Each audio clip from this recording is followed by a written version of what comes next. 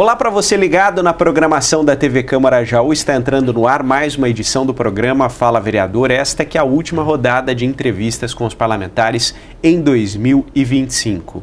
E na edição de hoje eu tenho o prazer em receber aqui no estúdio da TV Câmara o vereador do PDT, Matheus Turini. Vereador, muito obrigado pela sua presença e mais uma oportunidade. Eu que agradeço o espaço, Ângelo. Bom, vereador, vamos começar o nosso bate-papo, uma espécie de prestação de contas, um balanço do que foi 2025. Na avaliação do senhor, como foi esse seu primeiro ano do seu segundo mandato? O balanço é positivo, né, Ângelo? A gente, quando vem para um segundo mandato, é uma experiência inédita. A gente, quando é eleito, a gente tem uma noção do que é o poder legislativo, o que é o poder público, a representação parlamentar. E no segundo mandato a gente já tem um pouquinho mais de noção, um trabalho iniciado. Então a gente começou 2025 já pensando em continuidade, acho que a palavra é essa.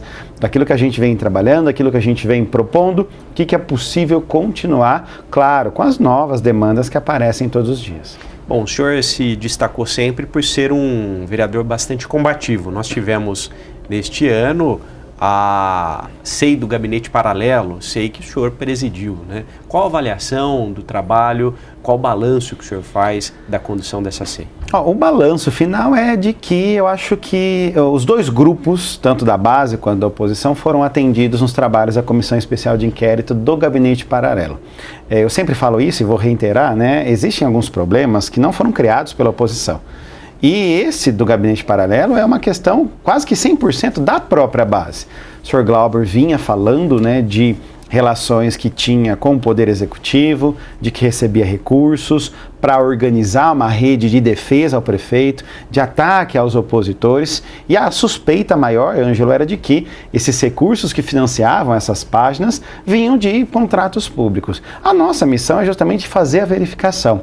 Então, quando a gente desenvolve o trabalho, ouvindo as pessoas, analisando aquilo que foi registrado em atas notariais, o nosso trabalho é o objetivo. O que é que está aqui, no que é que pode ser uma improbidade, um crime, aquilo que pode lesar os cofres públicos da população jauense. E como os trabalhos eles foram peticionados pela Polícia Federal no meio do caminho, eu entendo que a oposição conseguiu seu objetivo de mandar para a autoridade policial aquilo que foi levantado durante os trabalhos e que a base conseguiu também o seu objetivo de arquivar os trabalhos. Então, eu costumei dizer que foi um arquivamento satisfatório. Porque por mais que a Comissão Especial de Inquérito tenha sido votado pelos seus outros 6 membros para arquivar, a Polícia Federal tomou posse disso e segue num trabalho de investigação paralela também. Agora foi um início de legislatura bem diferente das que nós tivemos no passado, bastante atípico na questão do volume de comissões especiais de inquérito. O senhor acredita que foi mesmo? Foi mesmo, nós tivemos 3 só no primeiro ano. Eu não sei se os outros anos foram assim, mas pelo menos no mandato passado eu tenho certeza que não. E aí a gente começou a entender, inclusive, a quantidade de membros, porque a primeira SEI do Dr. Paulo de Tarso com 5 membros, a SEI do Gabinete Paralelo com 7 membros, a SEI da Advocacia Administrativa agora, presidida pela Dani Rodrigueiro, ela também tem 7 membros, então envolvendo mais vereadores, numa quantidade de trabalho bastante intensa, a gente vê que 25 já começou, para essa legislatura de 25 e 28 começou bem animada aí, e é o trabalho do vereador, Viu que o vereador Magés comentou, será que o vereador vai fazer só SEI? A hora que ele entender o que faz o vereador, ele vai ver que está dentro das atribuições de fiscalização do parlamentar. Vereador, vamos falar um pouquinho agora sobre os últimos requerimentos apresentados pelo senhor em 2025. Um deles, o senhor pede informações via Saenja e concessionária Águas de Jaú sobre o reequilíbrio do contrato da concessão do serviço de água e esgoto aqui em Jaú. A vantagem de a gente ser reeleito é dar continuidade num trabalho que a gente vem acompanhando, sabe, Ângelo? Então, lá em 2021, nós vimos um movimento do prefeito de dizer que ele ia romper o contrato com a Águas de Jaú, e ele foi eleito com isso lá em 2028 com esta pauta. Passaram-se 5 anos e ele não conseguiu cumprir com essa promessa. A atual vice-prefeita foi presidente do Saenja. O atual procurador-geral do município já era secretário de Justiça na época. Eles davam entrevistas falando de leão e gatinho, que iam para cima para poder desfazer o contrato, não fizeram. O que nós vamos fazer com bastante responsabilidade é cobrar o reequilíbrio de contrato com a Águas de Jaú. Então, se o Saenja não conseguiu prometer a falsa promessa de que ia romper o contrato, o que a gente quer é que o contrato seja aberto e que a gente reveja os itens para que a população seja beneficiada nos elementos que ela tanto reivindica, seja ela no mínimo a ser cobrado, no valor da taxa de esgoto, que hoje é 100% também, tal qual a água é, e outras reivindicações que a população nos faz. Não é a água mais cara, mas também não é a água mais barata da região. Então, se a gente abrir o contrato e ajustar, a gente consegue atender esses elementos. O que eu enxergo, Ângelo? Que depois de 5 anos já era para ter pelo menos vislumbrado isso para acontecer. Por isso desse requerimento. Será que a agência reguladora vai ficar sendo presidida por alguém que viaja apenas, ou nós vamos ter um trabalho efetivo para poder dar para a população esse retorno de uma reivindicação legítima da população, né? Vereador, na última sessão do ano, nós tivemos um projeto aprovado do Poder Executivo que estabelece o Plano Municipal para a Primeira Infância. O senhor se manifestou na oportunidade fazendo alguns apontamentos. Qual a preocupação? A preocupação é de um copia e cola, né, de um texto que é extremamente importante e que dá um planejamento para a política de primeira infância até 2035. Essa é a nossa preocupação. O texto ele veio bonitinho, formatadinho, muito melhor do que o texto do Conselho do Contur, né, aquele que criou o Plano Municipal de Cultura. Aquele lá estava péssimo, sabe, Ângelo? Mal formatado, mal pesquisado, horrível. Mas a gente tinha que aprovar para não prejudicar o município no pleito, né, de instância turística que conseguiu. Então a nossa contribuição lá foi de dizer, isso aqui está errado, isso aqui está ruim, e aí ajustaram para poder a gente conseguir. A mesma coisa que a gente fez com o Plano Municipal de Primeira Infância. Quando eu olho as metas, não foi seguida a legislação. A legislação que nós temos hoje, de proporção, por exemplo, de crianças por educador, coloca assim que no berçário 1, você tem que ter 5 bebês para cada educador. A meta ali, no Plano Municipal de Primeira Infância de Jaú, estava que era a proporção de 16 crianças, bebês para educador. Então veja que é um erro, não é um erro de 1, 2, é um erro pelo triplo, mais que o triplo, Ângelo. Então a nossa preocupação é nesse copia e cola das metas que incide na qualidade da educação para as nossas crianças. Bom, juntamente com esse Plano Municipal de Primeira Infância, a gente pode agregar e relacionar alguns requerimentos apresentados pelo senhor nesse restinho de 2025. Um deles versa sobre informações da demanda e a lista de espera por vagas em creches aqui no município. É um problema que foi bastante discutido no início deste mandato e o senhor trouxe um novo requerimento para falar do tema. Perfeito, né? A gente tratou, né, desse requerimento sobre as vagas em creche e educação integral. Então já vou até trazer esses dois temas porque está diretamente relacionado com o Plano Municipal de Primeira Infância. A gente não viu no Plano Municipal nenhum comprometimento com zerar a fila de creche. E nós estamos com mais de 500 crianças de novo, no final de 2025, mais um ano, não conseguindo zerar as vagas em creche. E isso não está no Plano Municipal de Primeira Infância, tal qual o percentual de educação em tempo integral. Então o município precisa ter 50% das crianças em educação em tempo integral e no Fundamental 1, por exemplo, que é do 1º ao 5º ano, tem 5% só. E isso não está no Plano Municipal de Primeira Infância. Então a gente percebe que aquilo que foi colocado num plano, foi copiado e colado, não foi verificado, e a realidade, que vai ao encontro daquilo que eu busquei nos requerimentos, ainda expressa uma falta de política pública em período integral e uma falta de política pública para zerar as vagas em creche. Então, nesse contexto, a preocupação é de que a educação possa rever essas metas para não só responder aos requerimentos, para pensar numa educação de qualidade para a população jovens. Bom, outra preocupação demonstrada pelo senhor no plano da primeira infância e também por meio de requerimento foi a questão da quantidade de alunos por sala, né, vereador? Perfeito. É outra questão. Claro, porque quando a gente vê a formação das demandas, a gente precisa entender qual é essa proporção para garantir que nós tenhamos uma quantidade mínima que seja execuível, sem fechamentos de sala de aula para superlotação. Então, no campo do Fundamental 1 e do Fundamental 2, que é a única escola, é o CAIC, aqui na cidade de Jaú, a gente está tentando ainda entender quais são os critérios. E a gente está sentindo falta desses critérios objetivos, Ângelo.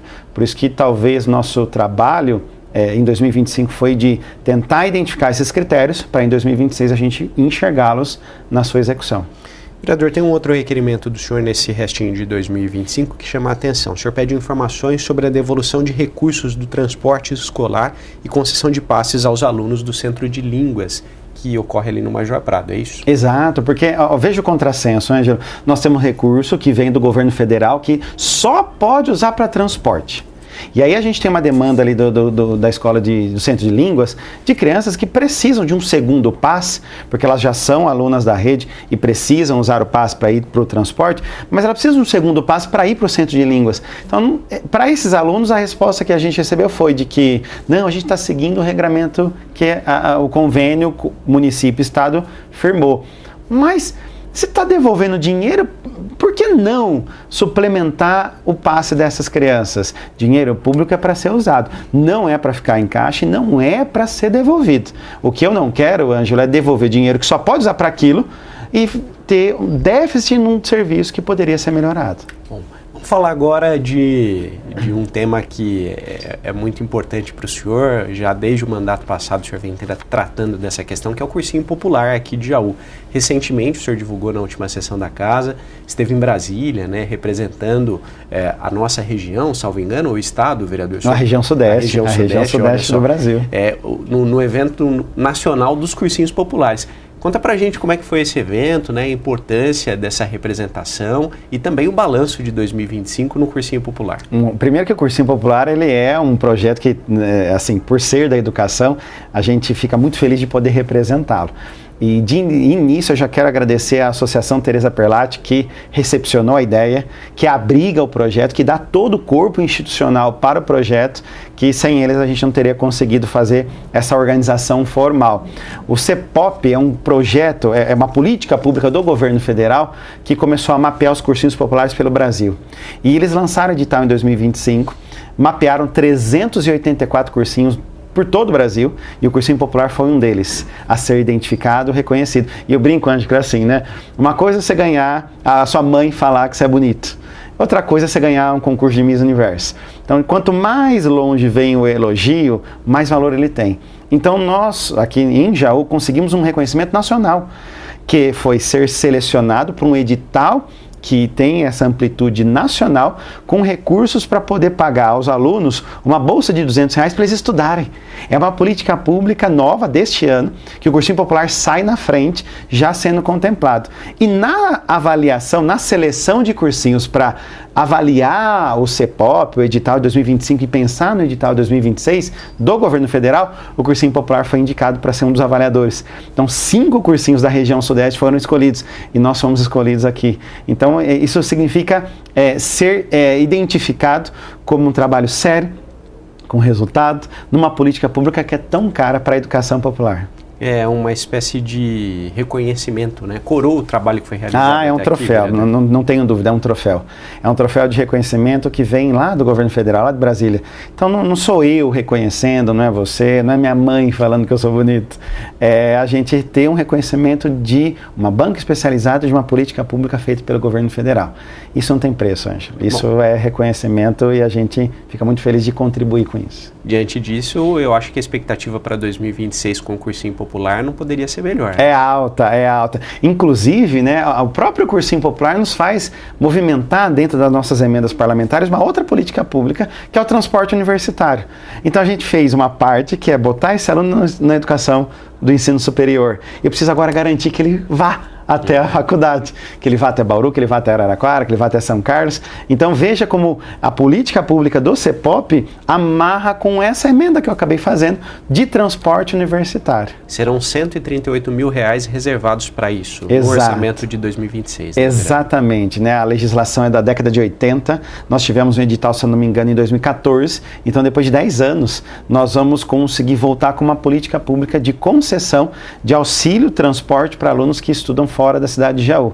Não é justo, sabe, Ângelo, o aluno fazer o mais difícil, que é de repente passar na Unesp em Bauru e não conseguir a continuidade para a conclusão desse curso. Então nós destinamos 138 mil a serem utilizados pelo Poder Executivo para conseguir garantir a continuidade do ensino superior. Bom, além dessa emenda, tem outras duas que foram aprovadas no orçamento de 2026. Uma de 207 mil para custeio do Teresa Perlatti e mais 207 mil para pesquisa e inovação em testes rápidos de diabetes. Comente mais um pouquinho para a gente sobre a escolha dessas duas emendas. Nessas duas emendas foram a nossa emenda na área de saúde. Então, na área de saúde, a gente vai investir em saúde mental, que a entidade Teresa Perlatti faz muito bem historicamente e na região, e em pesquisa para continuar desenvolvendo aquilo que a USP já conseguiu fazer em São Carlos com emendas anteriores, mas agora a gente vai deslocar isso para a UnoOeste, que é uma universidade que está na nossa cidade e que vai conseguir também desenvolver esse trabalho de pesquisa com alunos da cidade de Jaú. Bom, tempo esgotado, vereador, mais uma vez, muito obrigado pela sua presença aqui. A mensagem agora para a população jauense nesse finzinho de ano. Eu que agradeço, Ângelo, não só pelo espaço, mas pelo trabalho. E aí agradecer você que nos acompanhou durante todo esse ano. E eu peço simplesmente que você acompanhe nosso trabalho nas redes sociais e muita paz, um final de ano muito abençoado para vocês, um ótimo ano 2026 para todos nós. É isso, a gente recebeu hoje aqui o vereador Matheus Turini do PDT. Muito obrigado pela sua companhia e até a próxima.